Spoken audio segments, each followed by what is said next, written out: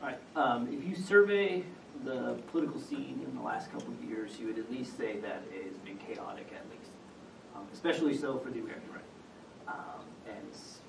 Since 2016, we've seen the rise of Trump, what's called the alt-right, Tucker Carlson, we've seen Charlottesville, and everything like that. So a lot of people have tried to figure out what's going on, why is there this shakeup on the right, and this is what I've found in my research. One is that the traditional conservative movement that we know for the past 50 years of Reagan and National Review is starting to decay. First, it's decaying because it can't police its borders anymore. Before the internet, it was able to keep out everybody on the fringes of the right. It was able to police the right. But since the internet, anybody with a connection is able to get their message out.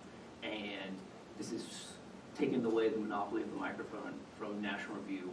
And secondly, the philosophy that united all of the different groups on the right is outdated. This philosophy was called fusionism. It was developed by Frank Meyer. And this tried to unite all the different groups on the right, tried to balance what's called liberty and order. This philosophy really relied on liberty more than order. And it also united everybody against a common enemy. This is really what held the group together, and it was against communism. But since the 1990s, communism is gone, Soviet Union is over. But the message hasn't been updated. And we've started to see the groups fracture without a common enemy to unite everybody. And in this gap, we've seen the dissident right emerge, or what I call the dissident right. And this is a new coalition of those that were on the fringes of the right that are now emerging to try to take power and unseat the conservative movement for dominance of the right.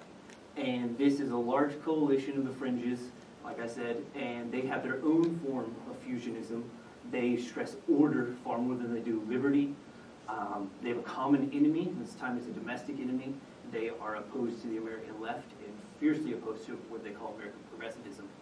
And they also, to one degree or another, they either think it's inevitable or they actively support a what we would call a Caesar, a Napoleon figure, taking power in the seat of the presidency to make the changes that they want to see in the United States.